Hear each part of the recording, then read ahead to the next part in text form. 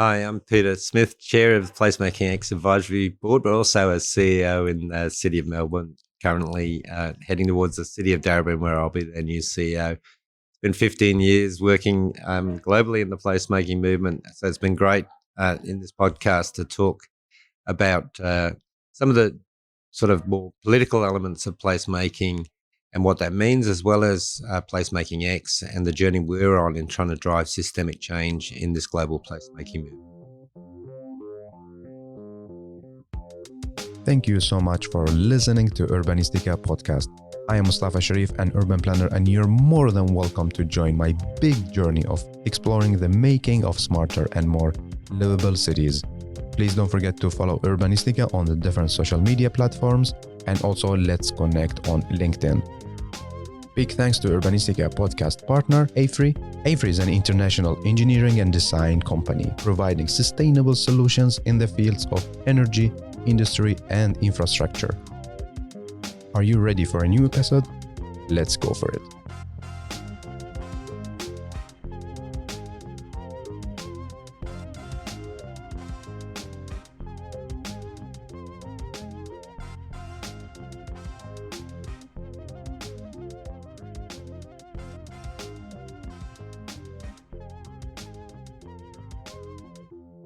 Today we are here in Pontevedra, and it's a big pleasure for me to welcome a new storyteller to the podcast. I have the pleasure to welcome you, Peter, to Urbanistica Podcast. Hey, and welcome.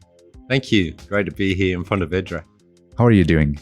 I'm having a great time catching up with the global placemaking family. So it's great to see everyone again after 3 years. Yeah, happy to see you. So, Peter, you are our storyteller in this episode. How would you like to introduce yourself and tell us about your passion?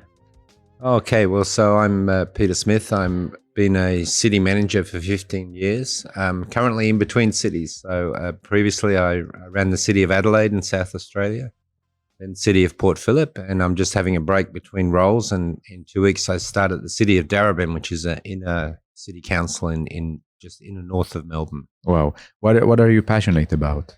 Look, I think I've been a senior executive in state government, federal government, and now city councils for 30 years. And I think governments have to learn to work with communities in very different ways. I think when you've been in government as long as I've been, and you see government making the same mistakes, then you have to try and change. And the best place to try and change is to try and change from within. Yeah. So what is your relation, and how did your story start with the placemaking? So Because you're from the government. Huh? Yeah. So I started with when I took over the city. Well, my story starts before then. I think one of my first jobs was working with people with disabilities who were coming out of institutions. So my first job in public service was helping people who are 30, 40 years old who'd been in institutions with severe intellectual disabilities find their place back in the community. And the government at the time in New South Wales in Australia had this policy to say, okay, Mustafa, you're from this town. We know you haven't been there for 40 years, but we want to take you back to your town and integrate you back into the community. So my first job was placemaking, just in a different sense. Exactly. Helping people who'd been isolated, locked up, to re-find their place in community. So I think that's when you understand the value of people's connection to community, you naturally gravitate to placemaking, because you understand when you start to run cities, the value of public place, because it's where people meet, it's where people connect, it's where people express their creativity, it's where cultures play out within the city. Yeah. And now what is your position within placemaking? So I'm currently the chair of the PlacemakingX Advisory Board. PlacemakingX has arisen, I think, placemaking as a term started with the early founders and Jane Jacobs, and then, people like Fred Kent, and his son Ethan here is carrying on that legacy today. And I first met Ethan when I was running Adelaide City Council. And I wanted, we had 250,000 people coming into the city centre every day and then leaving at 5 o'clock. Yeah. And I wanted people to stay and enjoy the city. And I was looking around for answers, and I met Ethan. He wanted somebody who understood government, and we've formed a lifelong friendship. And, 15, 20 years later, we're now working together in PlacemakingX. Amazing. So what is within, like many people wondering, okay, so what is your responsibility? What are you responsible for? In PlacemakingX? Exactly. We're an advisory board. So PlacemakingX, the mission is to start, is to drive systemic change and accelerate systemic change. Yeah. So that placemaking is not just seen as, something you do, but it's part of our DNA as a population. So PlacemakingX board has Hans from Placemaking Europe, Guillermo from Placemaking Latin America, Japing from ASEAN, Steve Davis, who's worked with Fred on PPS, and we're an advisory board. It's to help our two members, which are Ethan Kent and his executive director, and Josh Kent, his brother, to drive this global change. And like, what are the challenges that PlacemakingX facing now after the COVID? I think we face both challenges and great opportunity. Okay. So the challenge is, and I said this in some opening words yesterday, I think we have got 30 or 40 years of placemaking at a community level. I think we know how to activate spaces. We know how to work with communities to create places that people love. I think the challenge is when you think about public space, there are three groups of people, if you like, that control what happens in public space. There's the place users, the community. There's the private landowners who own the land and properties adjacent to the public space. And then there's government who control what happens in public space through rules and procedures. The challenge is not the community. The community knows how they want to love a place and they want to play in it, and they know what places they like. The challenge... Do they always know? I think they don't always know. I think sometimes they like to discover new things, right? So it's not like I'm going to go there and I know what I'm going to do. It's like I want to go there and I want to be excited by what I see there. Yeah. And so when you're programming public space, one of the things that my values is I think you should find something different. It might be your favorite place, but there should be something new to do in it every day. Yeah. Right? But the challenge is the private owners who are joining the public space, but the biggest challenge is government. Because government works on a risk basis and they set rules to constrain what happens in public space to manage risk. Yeah.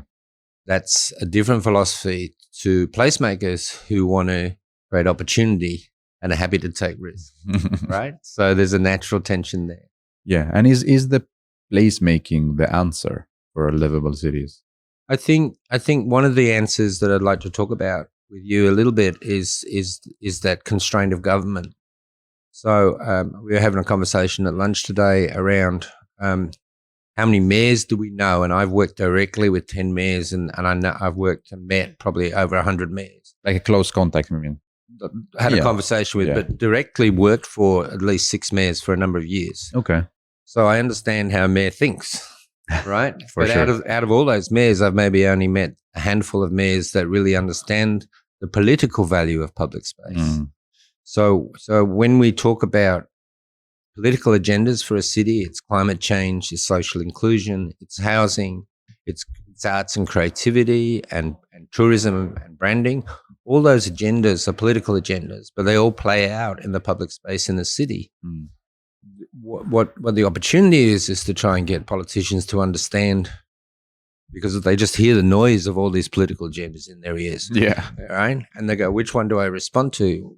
My answer is we can respond to those in a really way that the whole community connects with in public space.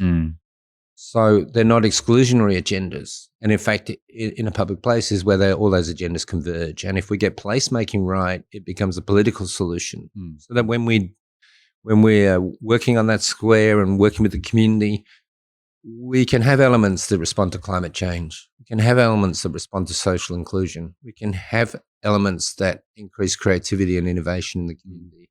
And the public place is the ideal space to do that. But if you just want to pick one of those agendas and build a monument to yourself as a mayor, you're not going to bring the community with you. You might have a monument that you love, but 50% of the community at least hate. Exactly. Right?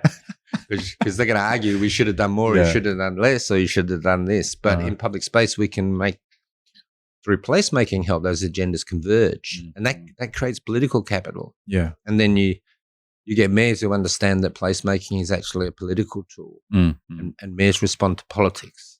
Exactly. Right. Yeah, and government officials, although they're neutral, understand the politics. Yeah. We have listeners from 132 countries. Fantastic. Yeah, and many of them working within cities, like city authorities and so on. So like if you give them message, like 3 messages from Pontevedra, we're going to talk more about placemaking. Like how should they think or what should they do in order to integrate placemaking within city development? I think there are 3 critical success factors here. One is understand that it's community first, that we don't build cities for the sake of building cities. We build cities for communities that live in those cities, right? So if you do something from the top down and you don't you're not going to bring everyone with you, but if you bring the community with you, you've got much more chance of getting the imprimatur, the authority from the community to do something else. Like more power now. Yeah, empower. If you empower the community, they will empower you. That's lesson number 1. Yeah. Lesson number 2, I would say, is within government. If you work within a city government, you need to understand that places are complex systems. They're organic. They're ephemeral. They don't really have boundaries. They might have physical boundaries, but they don't have social and cultural boundaries. Therefore, when I'm working with my staff on placemaking in my council, I talk about this. As government, we can see the part of the picture of the place, like a jigsaw puzzle. But in government, we only hold of that complex system maybe 20 pieces in a 40-piece jigsaw puzzle. Who has the other pieces that we need to bring to the table, whether it's a property developer, a landowner, another level of government, a human service or a community organisation or a member of the community that can help us complete that picture and get that vision of what that place should be. So don't think because you've got the power in the place, you have all the pieces of the puzzle. True. Would be number 2. And number 3 is you have to dance differently if you want a different result. What I mean by this, Mustafa, is if you think about somebody you know really, really well, your best friend or your partner, your brother or your sister, you have conversations with them. Yeah. All right. And those conversations, you know what they're going to say and you know what you're going to say because you know each other really well. I can, exactly. I call this a dance, right? It's the verbal dance of a conversation. Yeah. If you don't want to have that conversation, then you have to dance differently. So if you want to have a different conversation within your administration or within your community, then you have to have a different then you have to dance differently first. So when I'm in government, I'm working with community or a developer or a real estate agent or business. They expect me as a bureaucrat to respond in a different way. They usually expect me to say no first, right? Yeah. But if I dance differently and say, yes, maybe, how could we do that? Then I'm going to have a different conversation. Exactly.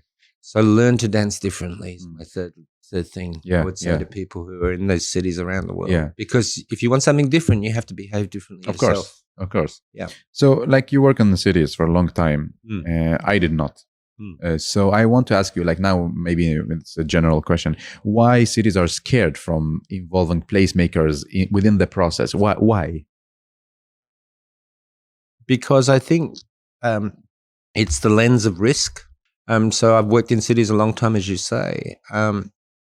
We have this thing in government, which is, you have to legislate for idiots sometimes, right? So that means, we're not going to allow that parklet there because some idiot is going to run their car into it. Yeah. So we take the highest level of risk. Okay. But if you think about our zealous nuts, our placemakers, our community placemakers, they don't think about the car. They're not that stupid, no. No, right.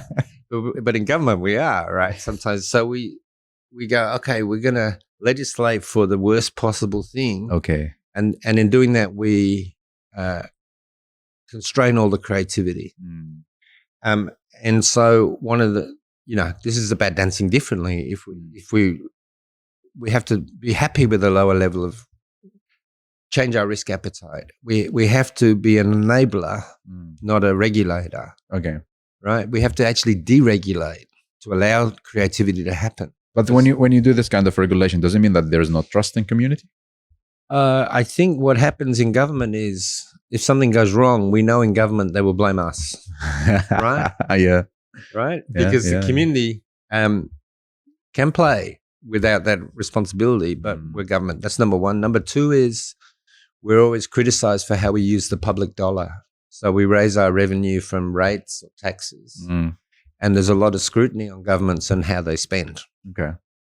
So, I say to a politician, you could give some grants to the community and let them just play in the space. Yeah.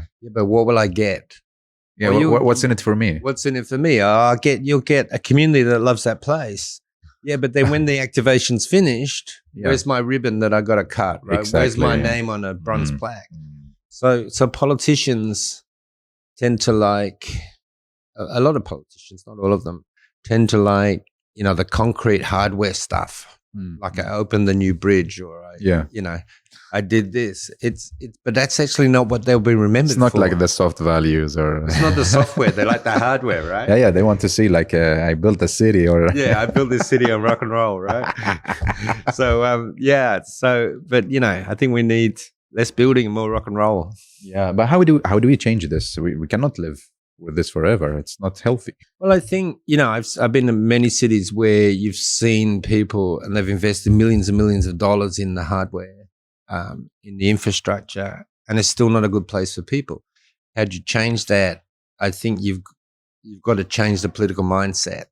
And this is why I think political capital. Do you understand what I mean by political capital? No, explain to me. So political capital is the political value of doing something. Okay. When we look at a place, we look at the economic capital. So what's the economic value if we activate the place?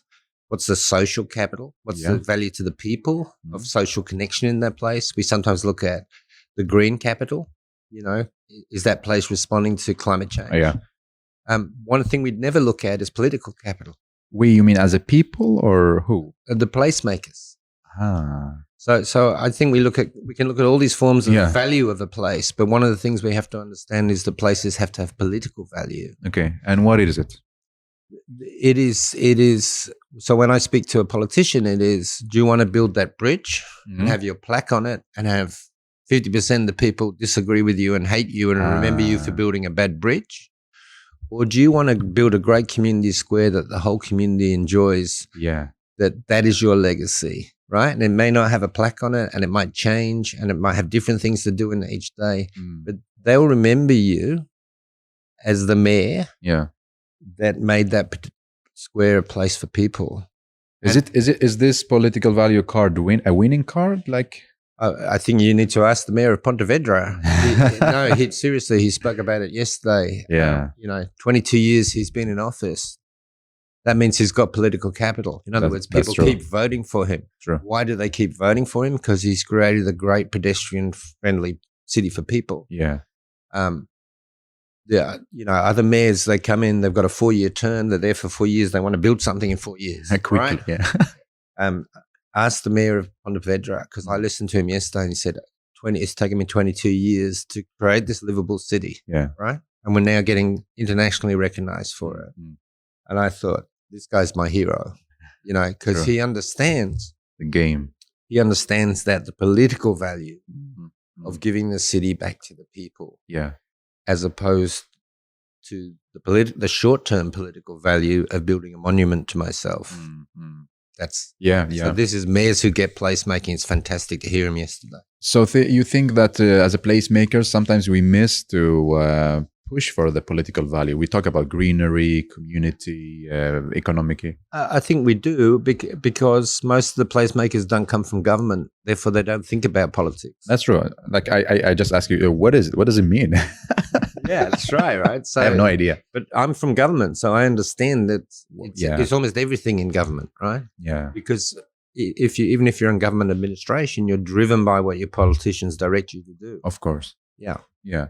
So back to PlacemakingX. What's next? What's the goal now? I think we have some great regional networks as part of PlacemakingX. So PlacemakingX is the global facilitator. That's what we'd like it to be. I think of those, Placemaking Europe is the gold standard in terms of a regional network. It's organizes great placemaking weeks like we have here this week. It's got staff. It's got a good board.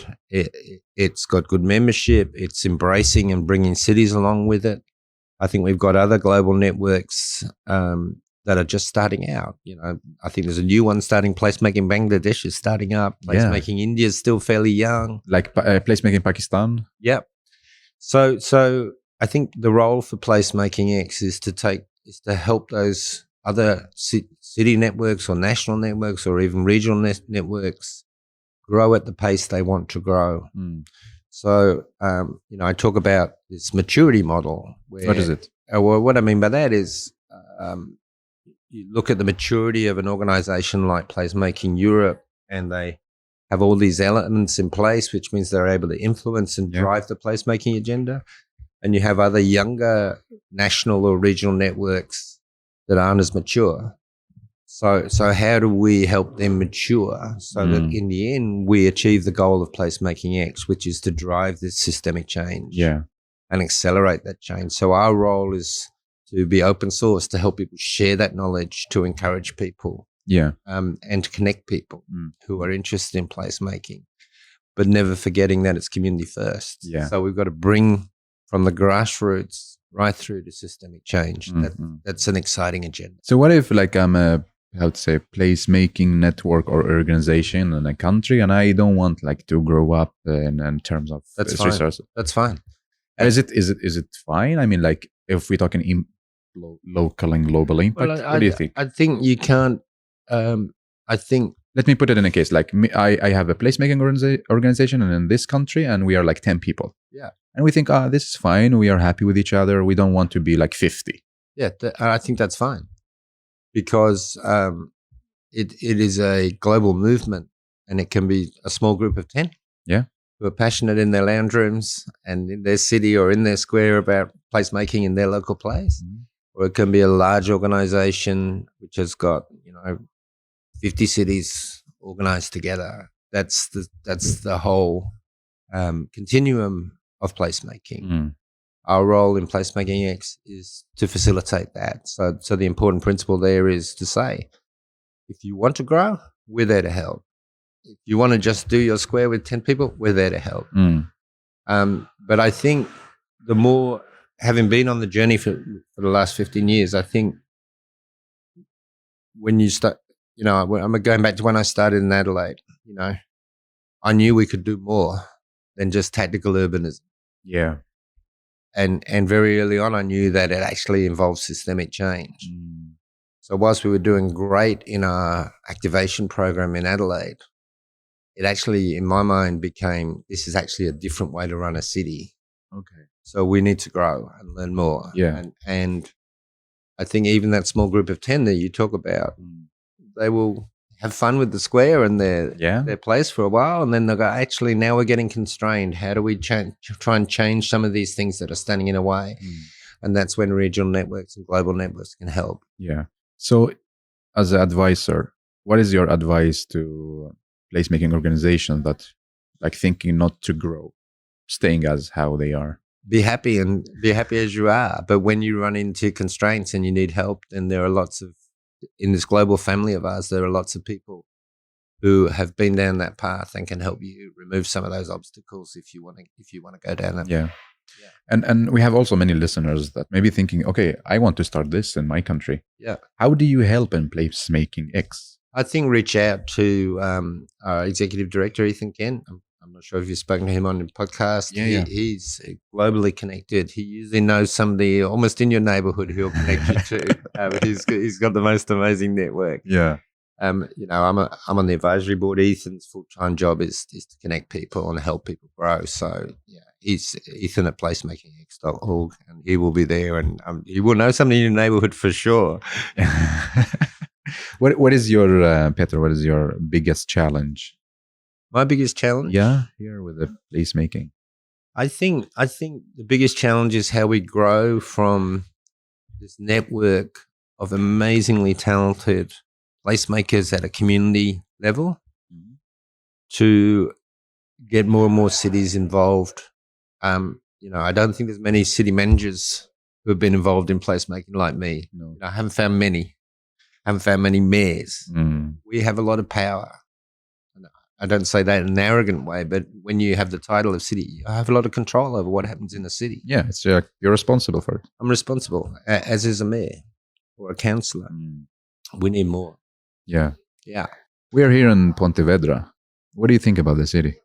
I think it's, the first impression, as a city manager, the first thing I do when I come to a city, I go, is it clean? Is the rubbish being picked up? Right? That's the first thing, because these are what I call, these are hygiene factors. Yeah. Not hygiene in terms of clean, but in terms of motivation theory, right? Doesn't mean all places have to be clean, because some of the grungiest places in the earth can be the coolest places, but it's just what I look at. And it's like the canvas is good. The heritage is wonderful, the old city. You notice straight away that the cars go slowly, that you don't feel unsafe at all crossing a road, that cars actually stop at a pedestrian crossing. So much respect for pedestrians. Yeah. Right? And you notice that straight away. So that first experience of Pontevedra is, wow, there's something sort of different here. Because if that was Australia, that guy would just come straight through and beep his horn at me and tell me to get off the pedestrian crossing. I think it's a unique place. Yeah. In terms of walkability. I think the cycling's interesting. I haven't really been out of the old city yet. I'd like to see if people are actually using other forms of active mobility outside of the sort of highly pedestrianised area. I love the heritage, but I love all European heritage. Yeah. I can see now when you're looking at the buildings outside. Yeah, and it's the scale. The human scale is fantastic. So I always look at the human scale. So, the height of the podiums is 3 stories in most of Europe. The laneways are not so narrow that you can't get down there, but they're not so wide that you can't connect in space. And I love the public squares. Nice. And I was in Lisbon recently, and I'm sure you got listeners in Lisbon, but, it's the first time in Lisbon, it was like outdoor dining everywhere. People trying to get you to eat. And then I went to the main square and there wasn't one public place to sit. Okay. And then the only place where people were sitting was in the shade of the statue. There was 50 people trying to cram into the shade of the statue in the front of the square, the middle of the square.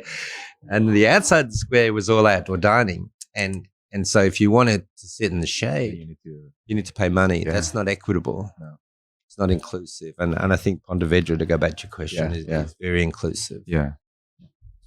If you will give an advice to the mayor when they are going to continue developing the city, what this advice will be? Because we are like here in Pontevedra, they're having us.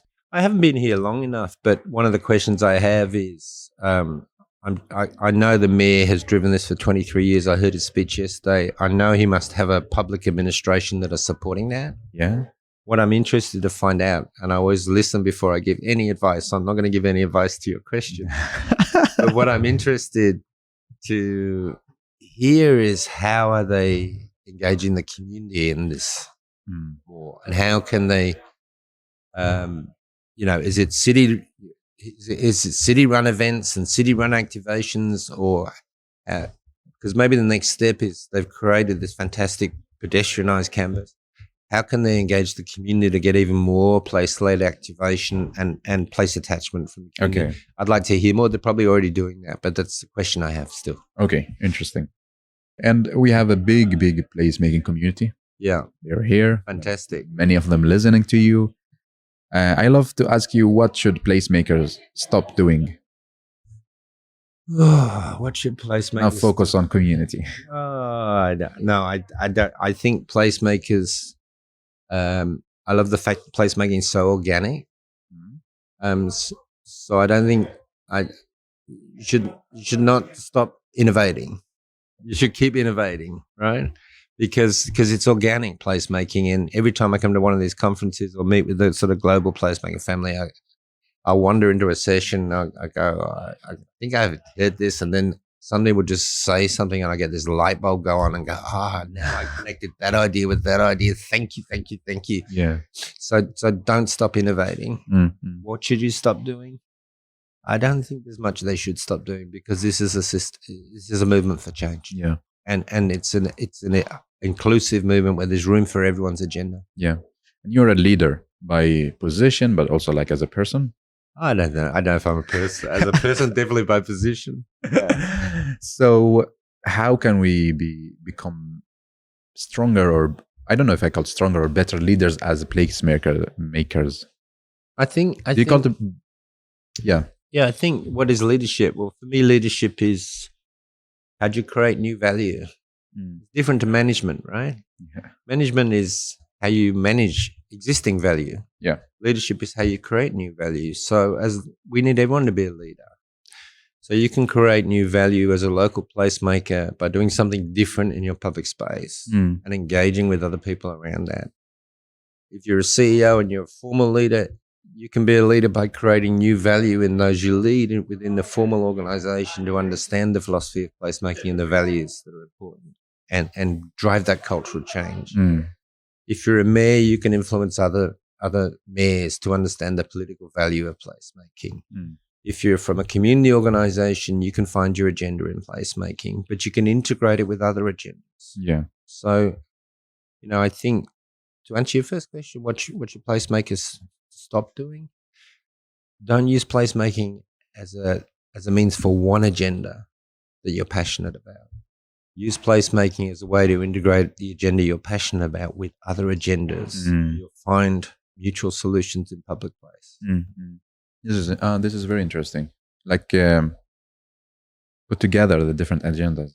Yeah, because in public place is where climate change plays out. It's where social exclusion and inclusion play out. It's where cultural diversity plays out. It's where creative expression plays out. It's where economic inequity plays out. What scares you when it comes to placemaking? Like, or if you think about the future and placemaking? I think what scares me is the growing inequity between rich and poor. I come from a very strong social inclusion background, back to those very first days working with people with disabilities. I've worked in public housing for many years. What scares me is the commercialization of public space to the exclusion of the community. Because I think, and I get scared by this notion of place washing. Place washing? Tell me more. Well, it's the use of the brand placemaking to promote your own interest, usually a commercial interest. Okay. So I now see big shopping centers talking about placemaking. Yeah, we have it in Sweden as well. Right? Yeah. I see developers talking about placemaking to sell their units or to sell, right? But is it really placemaking? So it's like greenwashing, right? Yeah, but now like, okay, I got to yeah. So we're going to say we're climate friendly because we want to sell something to you. I'm going to say we're placemaking because I want to sell something to you. Yeah. As placemaking has grown from a small movement to a global movement, people will try and commercialize that and brand it. But how do we stop this? Is it like our responsibilities as placemakers, or? I think people need to understand the values that it's based on, which is about community-led, place-led. Yeah. It's about having a church that's open to all, right? Yeah, true. And it's all ideas welcome, but the fundamental principles are led by community, for people, all people. Yeah. Right. And somebody said today, not just all people, all living things. Right? Nice and interesting. So our values are non-negotiable. Yeah. Now you see, like from the window or from we're almost outdoor, you see placemakers standing around us and so on. Yeah. It's amazing. I want you to give 3 takeaway messages to all placemakers and also the listeners. And if you don't mind, I will make a video of you. That's fine. Yeah, sure. I will make. So, are your 3 takeaway messages? Keep doing what you're doing because it's making a difference. Yeah. Keep talking to each other because you learn something new every day. And dance differently. And you'll learn so many new things. And you'll learn how to do new things. So learn how to dance differently. If the conversation's not working, try a different way of dancing. Yeah. And the last question in each episode is going to be the guest asking it to us. Right. So now it's your time to ask a question. Oh, you didn't warn me about this one. So what is your question to our listeners?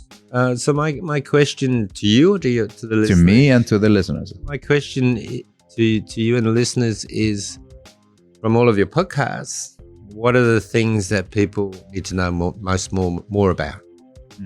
What are the things that intrigue you most from all of the stories you've heard?